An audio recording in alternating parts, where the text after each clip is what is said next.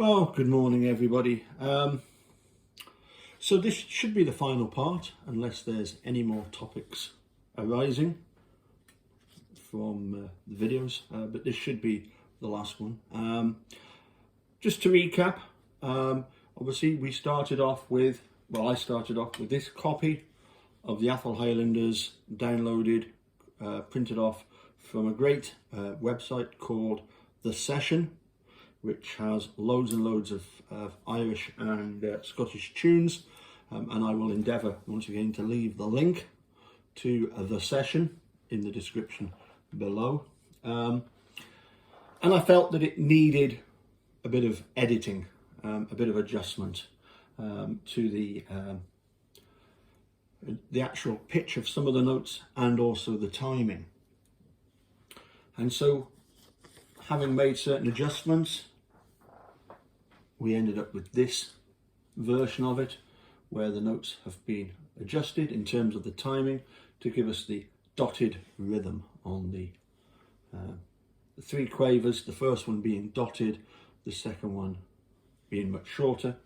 And then of course we discussed the use of the harmony, what harmonies to use. And so that resulted in the version here, where I've added some more information. We looked at the rhythm of the 6/8 time signature.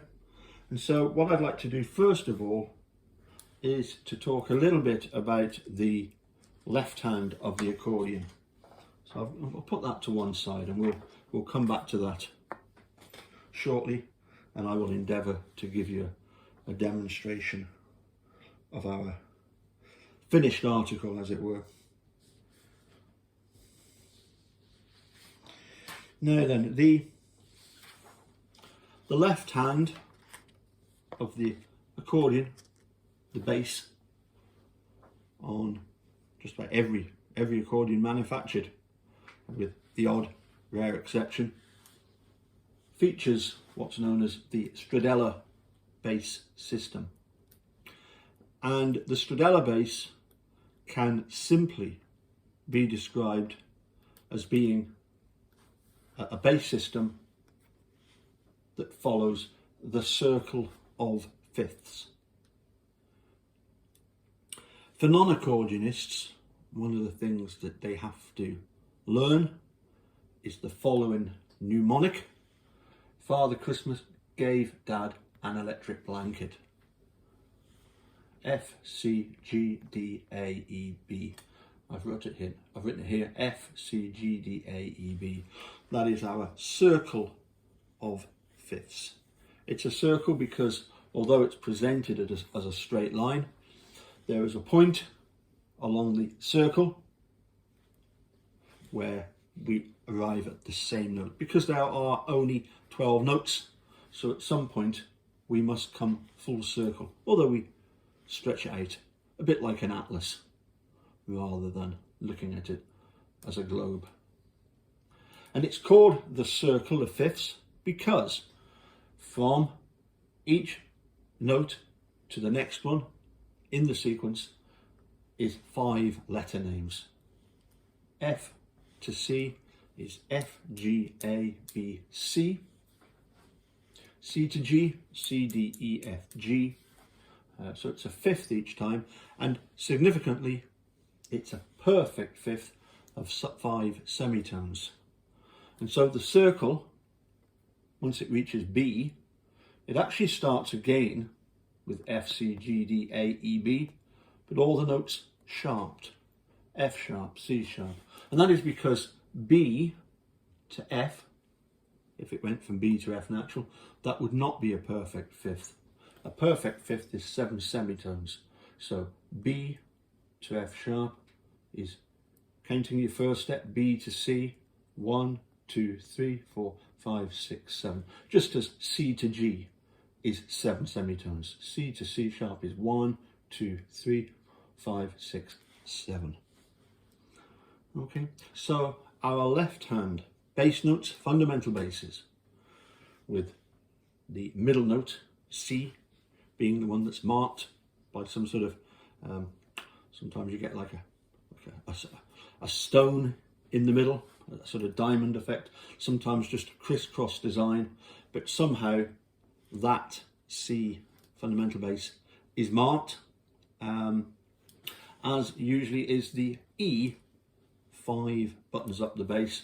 And so we have, next to C, we have below C on the left hand, we've got F, then C, G, D, A, E, B. And of course, on most accordions, as long as they have at least the 4, 5 or 6 rows of buttons, they will have a row of counterbasses, a row of buttons in front of the fundamental basses. And these are a major third above the fundamental bass. C to E is 1, 2, 3, 4 semitones, but 3 alphabet letter names. So it's referred to as a major third. So the accordion Stradella bass is designed primarily to assist, to accommodate the playing of what we would consider to be simple tunes in terms of their harmony, tunes that use primarily the primary triads of the key that you're in. That's not to say, of course, that the accordion is incapable of doing lots of other types of tunes, but primarily when people first start learning the accordion, the Stradella bass system is great in that whatever key you're in, the harmonies are next to one another. If the left-hand system had been arranged alphabetically, so it went F, G, A, B, C, D, E, with their accompanying chords, major chords next to them, it would not be so straightforward. Whatever key we're playing in, the main 3 chords that we would use to harmonise that melody, as we've discussed before, would be the primary triads, the chords built on the 1st, 4th and 5th degrees of the scale. And of course the Stradella bass, or the circle of fifths, has those chords next to one another. If we're in the key of C major, our chords, our harmonies would be C, chord 1, C, D, E, F is chord 4, and G is 5. And on the system, left-hand system, next to C, bass and chord, we have F bass and chord, and G bass and chord. We move to the key of G. The chords in G would be G, C, and D, again, next to one another. In the key of D, we've got D, G, and A. D, G, and A. And of course in the key of A, D, and E. And those would be our main 3 chords. And of course those are the chords that we've used mainly in the Atholl Highlanders.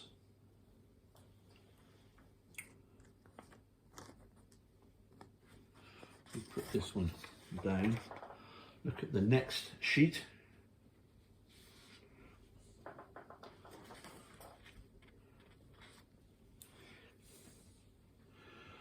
So as I say, here is our A major scale, which for our purposes, we will treat the first at least 3 sections of the Atholl Highlanders as being in the key of A major.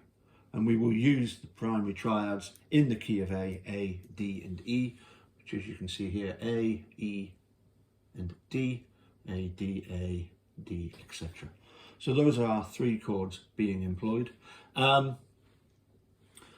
And again, just to recap, the chord of A is actually made up of 3 notes. The notes of A, C sharp, and E. We refer to the chord of A as having these 3 notes, the root note A, the 3rd C sharp, and the 5th E. Now I do appreciate that it starts to get a bit complicated when, if we go back to this previous page, we were talking about the chords of 1, 4, 5. Think of these, the 1, 4, 5, as being the addresses of the best houses along the street. These are where the main houses are. The other houses are there, but they're not the important ones. The important houses along this musical street are house number 1, number 4, number 5. This, however, this root 3/5, describes how those houses are built, what it is about those houses that make them so special. And that is because they do have the root note, the third above, the major third above the root, and then the perfect fifth above the root, making up the chord. So the three notes that make up the chord of A, C sharp and E. And going on further, the chord of E7th, which is the other chord that we use a lot of in this tune, contains the notes of E, G sharp, B, D. Again, if we look at our chart, E, G sharp, B, D, where of course E is the root, G sharp is the third, B is the fifth, and D is the seventh, hence the name E7th. Okay, now the left-handers we've got, so as I had got so far with in the last video, incorporated the chord of E for the first 1.5 bars. I have now added in another chord symbol, A, with an E bass next to it, and then an A. And that is because it's preferable to do what's called an alternating bass, rather than simply playing the same bass note with the chord over and over again. That would sound monotonous. We use the alternating bass, whereby we play the A chord, but with the bass note alternating between A and E, alternating between the root and the fifth, because any bass note can be played with a chord, and particularly the root, the fifth, and often the third make ideal notes to play with an A chord, because they are the notes that actually belong to that particular chord. Having said that, whilst we often alternate with the bass immediately above, remember in our circle of fifths, the beauty of doing an alternating bass is that the A bass and the E bass are next to one another.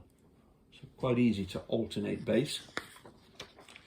And, sorry, if I keep that chart there for one moment more, you'll notice that the three bass notes A, E and C sharp again are all next to one another. However, I would ask you to exercise caution when using the counter bass as an alternate bass, and that is because the chord of A with a C sharp bass is classed as a first inversion, and as I've put here, first inversion should be approached or resolved by step, or better still, both. So we really want to approach the C sharp by either the note below B or the note above D, or resolve the C sharp bass by going to either a B or a D, or better still, both. As I say, here is the root position A major chord with A as the bass note. We class a chord as being in first inversion if the middle note of the original A chord, the third, C sharp, if that is the lowest note, or in the bass as we call it, it's a first inversion. Second inversion is when the E, the fifth of the chord, is in the bass. Now why don't I pop the accordion on and I'll demonstrate some of these so you can hear the sound of what we're talking about.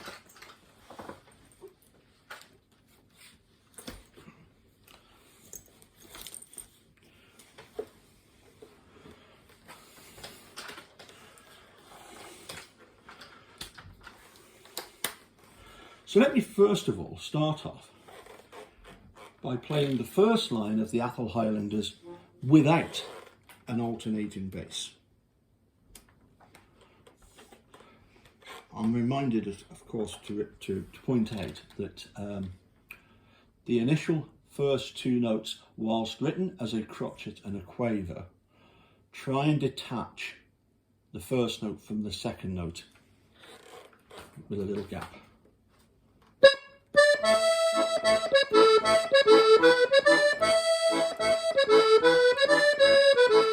Now that's perfectly acceptable, but It's pretty plain because the bass note and chord never changed. We never did an alternating bass. It was either A bass with A chord or E bass with E7 chord. Let me do that once more for you.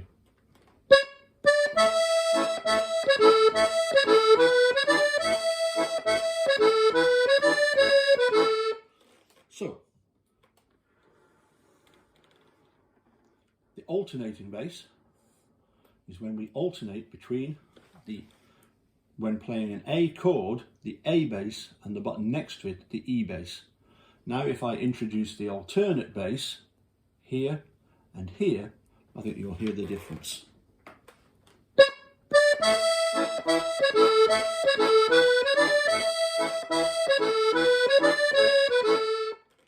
I'll do that once more.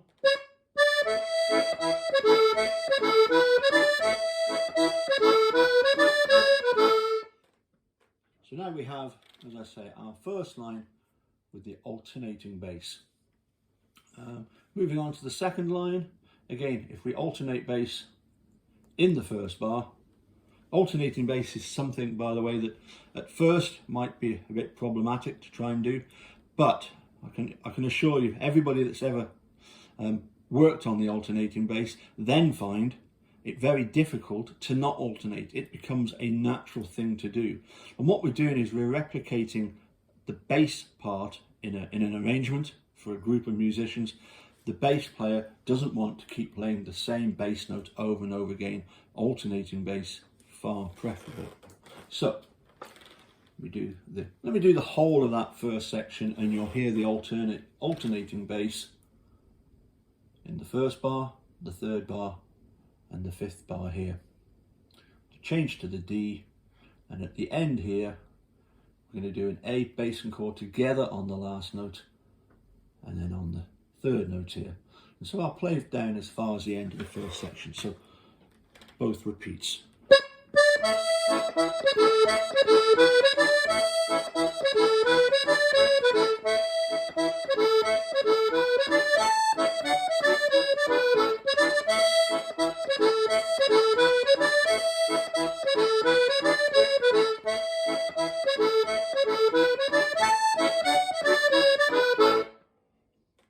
So there we have our first section complete with the alternating bass. Now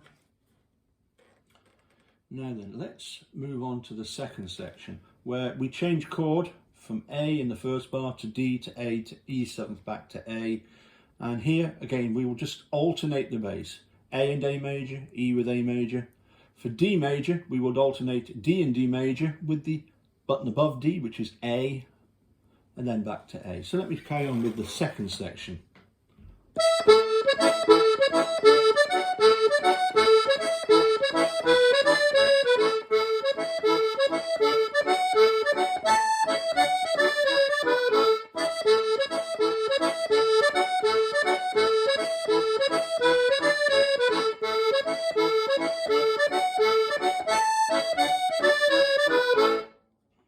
So fairly straightforward. Moving on to the third section, as you can see here, we've got the A chord for 3 bars on the trot, so we would alternate in each bar.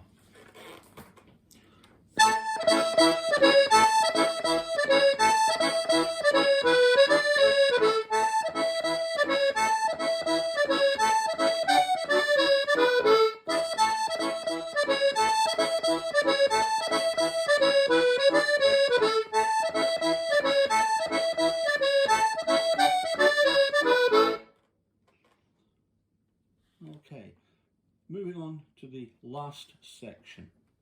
Here we drop down to the G, which is one interesting change. But here as well, we have A major for a whole bar and then E7th for a whole bar. And I wanted to talk about this E7th for the whole bar, because if we played A and A major, E and A major, and then followed with E7th alternating with B with E7th, we would actually end up playing the E bass twice, which kind of contradicts the whole idea of doing the alternating bass. Now I appreciate that that phenomenon occurred here, where we did E with A major and then E7th back to A. we never had the opportunity to do a full bar of E7th. So we never had the opportunity to switch the bass notes around. When we do an E7th for a whole bar, we have the opportunity to play the E7th with its alternate bass first. Let me just play these 2 bars for you. First of all, A going into E7. Okay, now that sounds fine, but now let's switch the B and the E bass around in the second bar. Far more musical because we haven't played the same bass twice. Like I said, there are situations where we cannot avoid playing the same bass twice, but here we've got the opportunity to swap the alternating bass sound on E7th. Let me play you then this final section.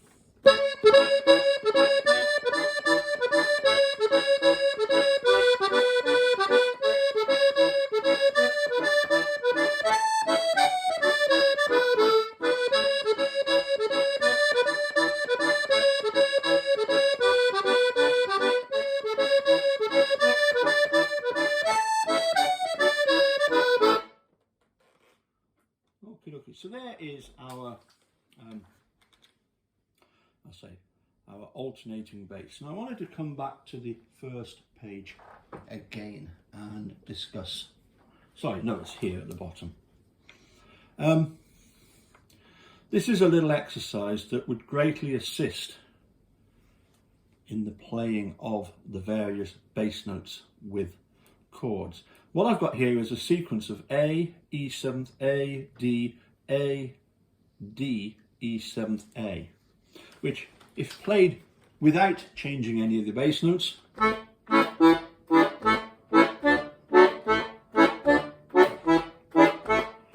sounds great.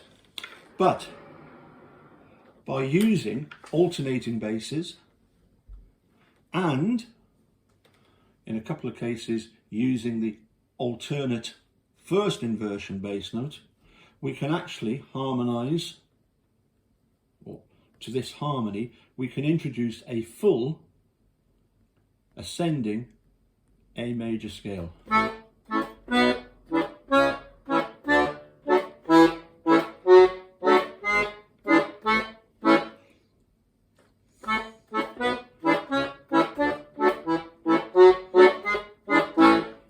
Okay, so that shows you some examples of how we would use, as I say, the first inversion chord, C sharp with A major. I was talking about it earlier, how that bass note should be approached by step, which it is, from a B going to C sharp, or resolved by step, C sharp to D, or better still, both. And of course here, both of these first inversions, D with an F sharp bass is a first inversion, E7 with a G sharp bass is a first inversion. But again, by going up the scale, we're both approaching the F sharp by step, coming up from E, and we're resolving it to G sharp. And then the G sharp, of course, is being approached by step, and it too is being resolved by step to the A. So yes, there are opportunities in the left hand of the Atholl Highlanders to introduce some counterbasses, some first inversions. So maybe that's what I'll do a brief supplement of, is alter one or two of the, or actually should we say add some of the counterbasses into the harmony here. One thing I did want to talk about here, once again to do with the fingering of the right hand.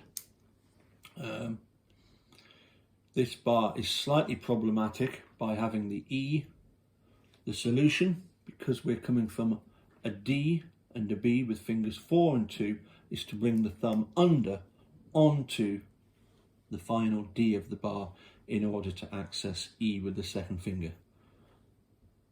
Anyway, I think that's really all I wanted to talk about with this final sheet. So I'll scan this particular sheet. Anybody that wants a copy of it, you're welcome to a copy of the Atholl Highlanders, which of course is named after apparently the only regiment in the whole of Europe which is privately owned, whose remit is supposedly to protect the owner, the laird of Blair Atholl Castle. Anyway, I think I've got that right. If I'm not, apologies, but I think that's what I saw when looking for pictures of the Atholl Highlanders marching. Anyway, that's really all I wanted to say today, so catch you all again soon. Bye for now.